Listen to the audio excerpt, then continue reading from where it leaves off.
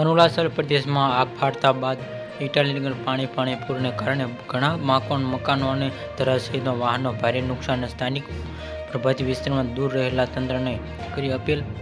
એક તરફ દેશના અનેક રાજ્યોમાં આકરી ગરમીની લપેટાશે અને ગરમીના મોજાના કારણે લોકોને ઘરની બહાર નીકળવું મુશ્કેલ થઈ રહ્યું છે. બીજી તરફ અરુણાચલ પ્રદેશમાં આગ ફાટતા બાદ ઇટાલીમાં ઘણી જગ્યાએ ભારે પૂર આવ્યું હતું. અધિકારીએ જણાવ્યા અનુસાર પૂરને કારણે તબાહી મચી, ઘણા મકાનો ધરાશાયી થયા હતા અને વાહનોમાં નુકસાન થયું હતું. પરંતુ આ કારણે અનેક લોકો બેઘર બન્યા છે. મળતી માહિતી મુજબ મુશળધાર વરસાદના કારણે આવેલા પૂરના કારણે લોકોને મુશ્કેલીનો સામનો કરવો પડ્યો છે. નદીઓ વહી રહી છે, જેના કારણે વાહન અવરજવર કરવામાં મુશ્કેલી પડી રહી છે. સ્થિતિમાં આ લોકો ઘૂસી ગયા છે. પૂરનો વિડીયો સામે આવ્યો છે. સ્પષ્ટ થઈ ગયું છે કે પાણીની પ્રવાહ જેટલી ઝડપી ભારે વરસાદના કારણે પરિસ્થિતિ વધુ પડતી.